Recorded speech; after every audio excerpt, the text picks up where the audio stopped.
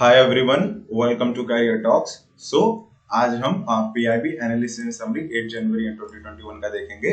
Okay, जो हमारे UPSC prelims and mains 2021 and state PCS के करंट अफेयर्स, करंट इवेंट्स को कवर कर दिया। सो जो हमारी पहली पीआईबी है that is related to the dedicated freight corridor and which is a game changer in the economic development. So our prime minister mister Narendra Modi उन्होंने inaugurate किया है Rewari Madar section of western corridor project. Okay, so ये जो section है start हो रहा है रेवाड़ी से टू कहां तक जा रहा है, मैदर सेक्शन तक जा रहा है। और ये किस प्रोजेक्ट का पार्ट है? प्रोजेक्ट का पार्ट है ये वेस्टर्न कॉरिडोर प्रोजेक्ट का पार्ट है। ओके, सो हम यहाँ पर दो जो इम्पोर्टेंट जो कॉरिडोर्स हैं हम उसके बारे में देखेंगे। जो first one is the western corridor project and then eastern corridor project. Okay, जो वेस्टर्न कॉरिडोर प्रोजेक्ट है इसके अंडर ये जो सेक्शन है रेवाड़ी टू मैडर सेक्शन, ये इसका एक पार्ट है। ओके, तो सबसे पहले मैं आपको ईस्टर्न कॉरिडोर प्रोजेक्ट के बारे में बता देता हूँ। जो eastern dedicated freight corridor project है ये कहाँ से स्टार्ट होता है? लुधियाना से स्टार्ट होता है।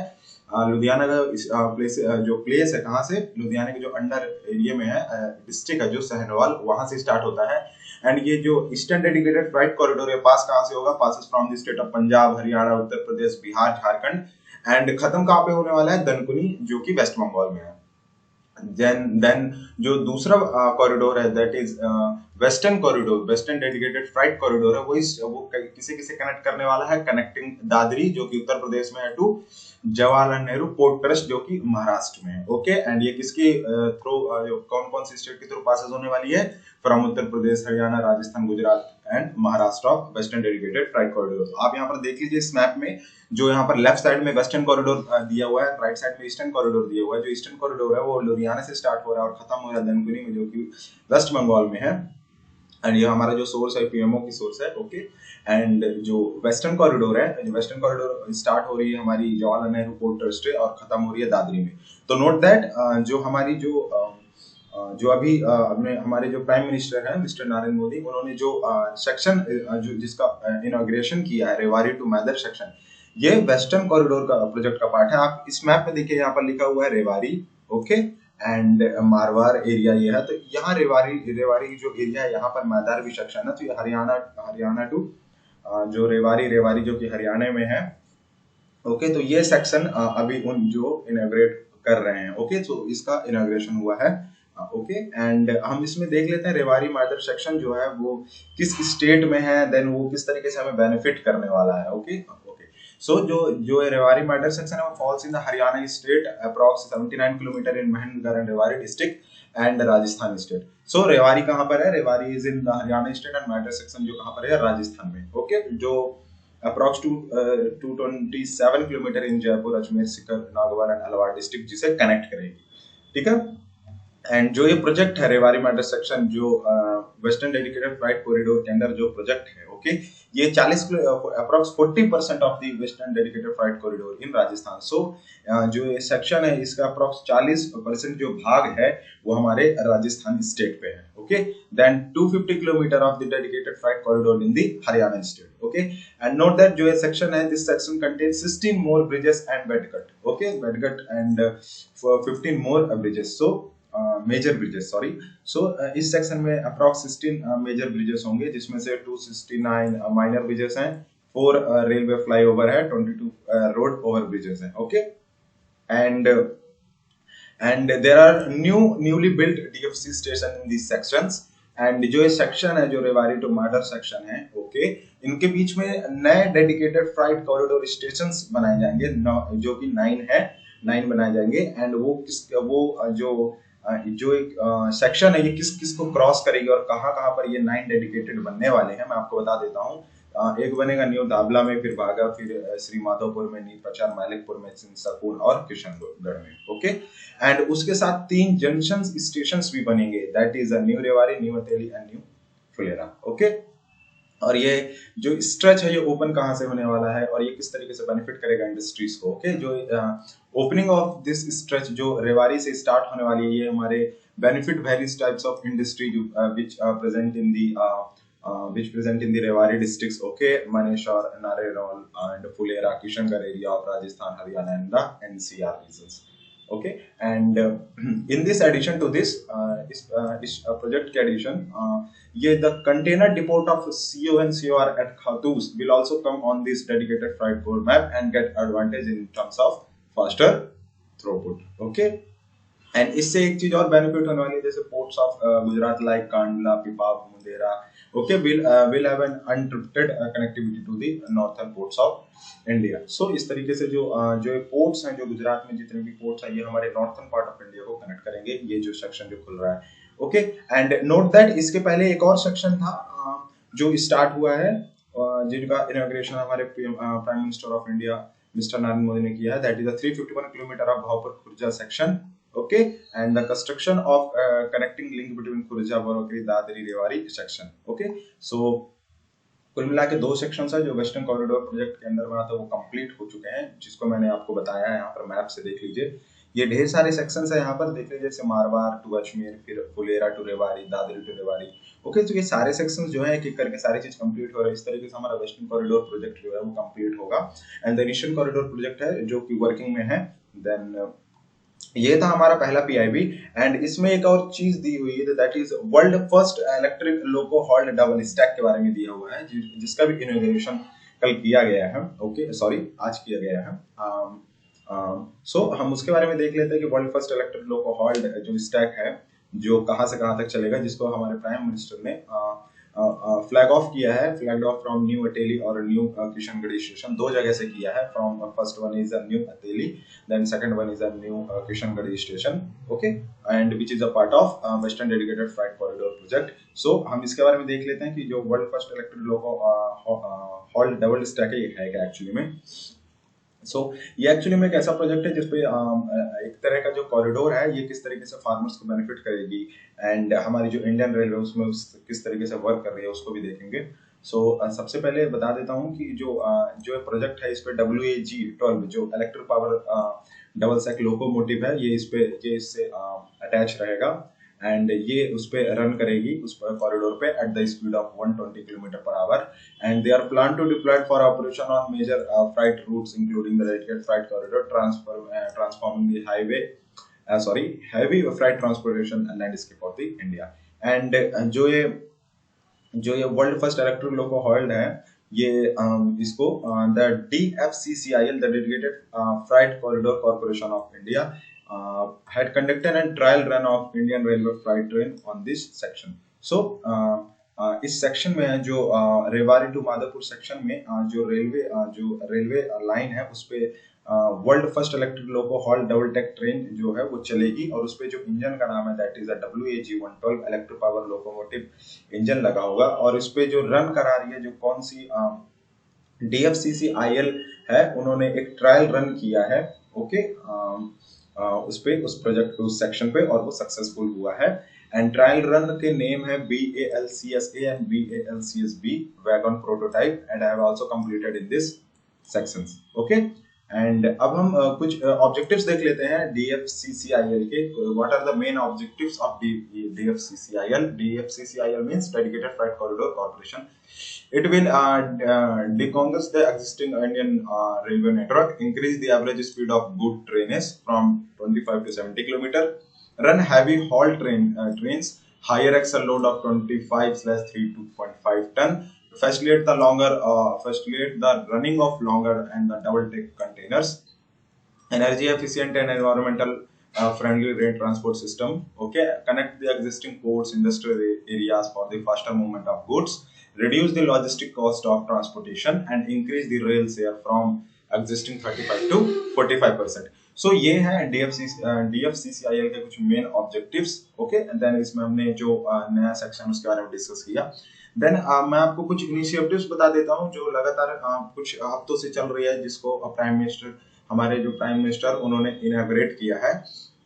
First one is a direct benefit transfer to farmers, launch of national mobility card in airport express line, inauguration of AIIMS in Rajkot, IIM in Sambalpur, light housing project in 6 cities, national atomic time scale, Bharatiya Nirdeshak Dravya, okay, the national environmental standard laboratory, Kochi Mangalore gas pipeline, 100th Kishan railway, a section of eastern dedicated freight corridor. So ये है कुछ चीजें जो हमारे prime minister ने अभी last 12 days में इन सब चीजों को इनिशिएट किया है और इनमें से कुछ कुछ चीजों को इनॉग्रेट किया है, और जिसे हमने इन सारी चीजों को हमने अपनी पीआईबी में कवर की है। लास्ट कुछ वीक की पीआईबीज में मैंने इन सारी चीजों को कवर किया, तो आप वहां से जाके इसे पढ़ सकते हैं। तो ये था हमारा सेकंड पीआईबी।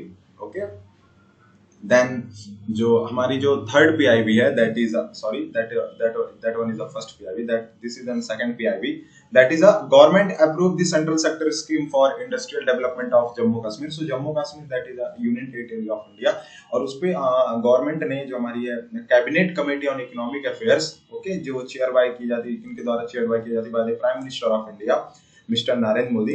सो उन्होंने जो प्रपोजल था central sector scheme for industrial development in Jammu Kashmir, उसको अप्रूव कर दिया गया है। ओके, एंड ये अप्रूव करने के बाद जो स्कीम, जो सेंट्रल सेक्टर स्कीम है for the development of industries in the union territory of Jammu Kashmir, इसका मेन पर्पस क्या है और इसके फीचर्स क्या है हम देख लेते हैं। इसका मेन पर्पस है स्कीम का to generate the employment which directly leads to the socio economic development of the area. So Jammu Kashmir के जो एरिया उसका डेवलपमेंट करने के साथ साथ वहां पर एम्प्लॉयमेंट अपॉर्चुनिटीज बढ़ाने के लिए ये स्कीम, जो सेंट्रल सेक्टर स्कीम, उसको अप्रूवमेंट हुआ है। मैं इसके की फीचर्स बता देता हूँ। इस स्कीम के की फीचर्स क्या क्या है। The scheme is made attractive for both smaller and larger units, and the scheme aims to take industrial development to the block level in the UT of Jammu and Kashmir, and which is the first time in the industrial incentive scheme of the government of India. And scheme has been simplified on the lines of ease of doing business. Okay, and the scheme envisages a greater role of the Union Territory of Jammu and Kashmir in registration and implementation of the scheme. Okay, and ये scheme for the लोगों को भी benefit करने वाली है, वहाँ के लोगों को। और इसके साथ जम्मू कश्मीर की एक और न्यूज़ है जो हम आगे चल के डिस्कस करेंगे। Okay, that is related to the waste Pakistan refugees, उसको भी हम आगे चल कर डिस्कस करेंगे। अभी हम इसके बारे में, इस स्कीम्स के बारे में देख लेते हैं, और ये स्कीम किस तरीके से हेल्पफुल होने वाली है लोगों को। And it is not a reimbursement of और refund of GST, but a gross GST is used to measure the eligibility for industrial incentive to offset the disadvantage that the union territories people, Jammu Kashmir people face. Okay, अब इसके कुछ major impacts देख लेते हैं, and employment generation के बारे में देख लेते हैं।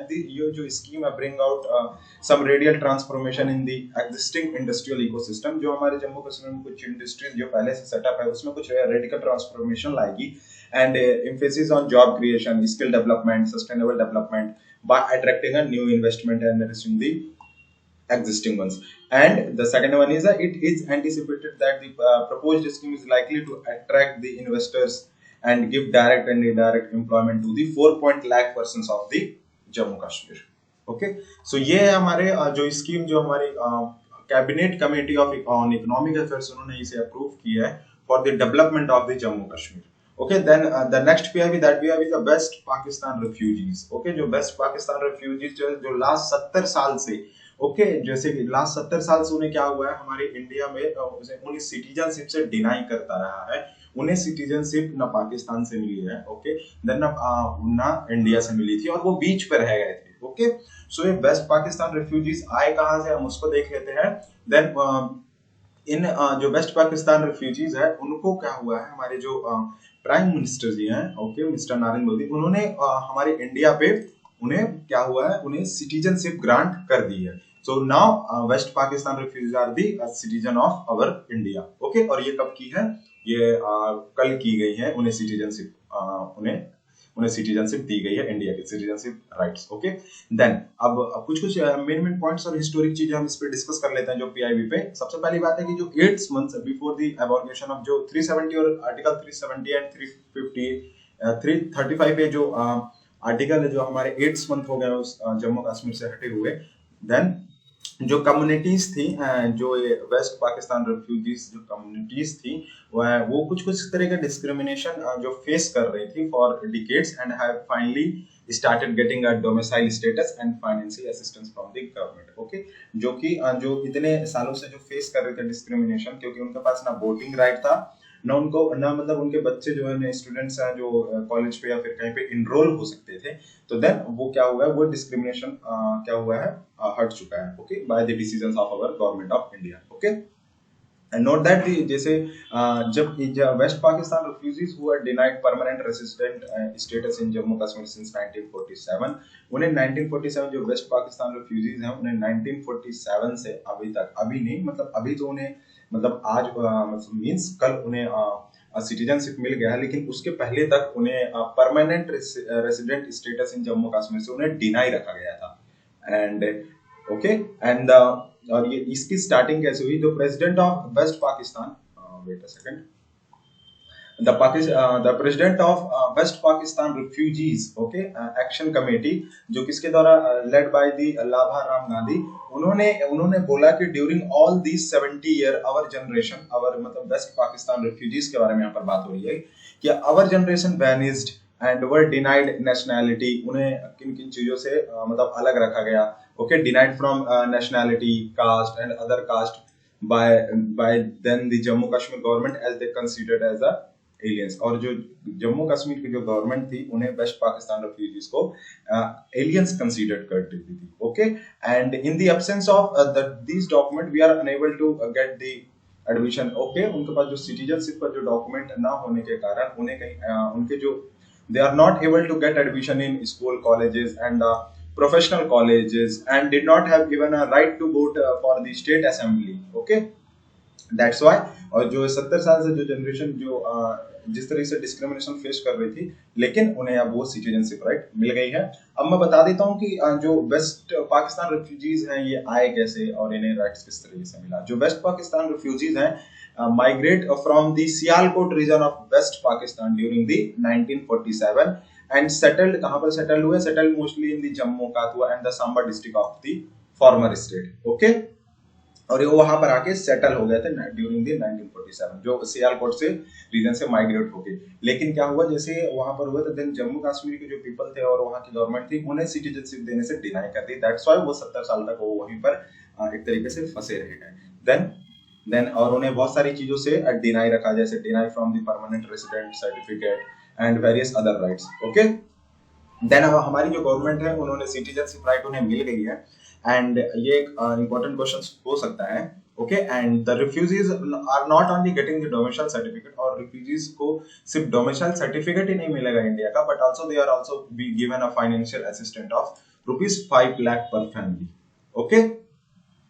ओके यहाँ पर मैंने फिर से वही चीज रिपीट की है कि उन्हें पॉलिटिकल राइट्स से और सब चीजों से उन्हें रिफ्यूजीज को जो होता है बाहर रखा गया था, okay. And now the waste Pakistan refugees will now become the domicile of Jammu Kashmir, okay. So ये था हमारा जो थर्ड पीआईबी।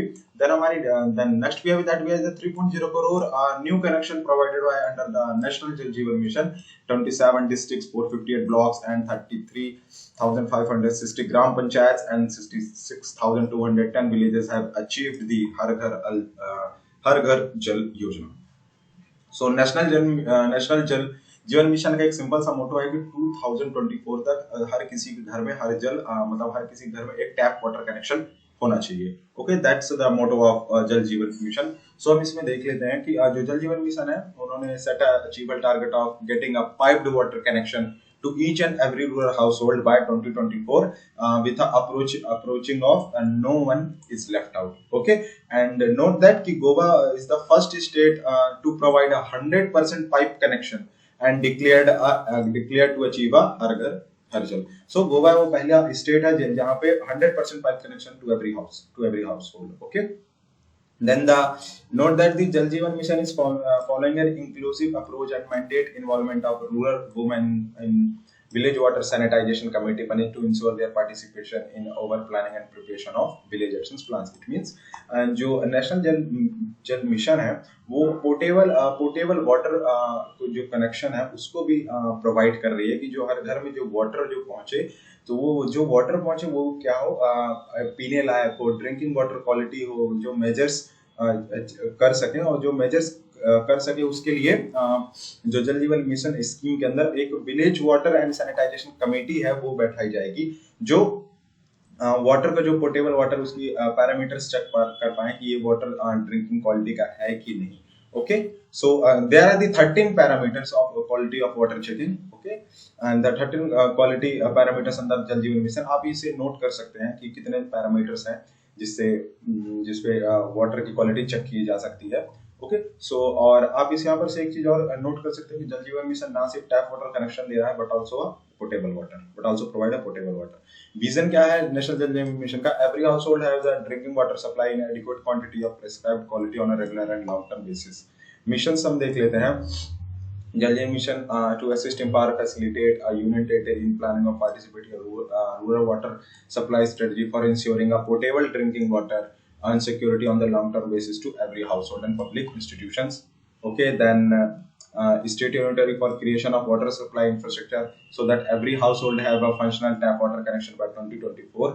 Okay, and ये सब important missions जो मैं आपको बता रहा हूँ, and state and union territory to plan for their drinking water security, and the rural community to plan, immediate, manage or own, operate and maintain their own and village water supply system, and state and union territory have to develop a robust institution for focusing on the service delivery and financial sustainability of sector by promoting a utility approach. So this is the important missions under the national Jal Jeevan. Okay, so national Jal Jeevan mission तो एक note करने वाली बात यह है कि जो PIB में एक चीज और बताई गई है नेशनल जल जीवन मिशन से, दैट इज कि जो नेशनल जल जीवन की टीम है that visit to West Bengal to provide a technical assistant and support the state to achieve the Har Ghar Jal bye 2023-2024।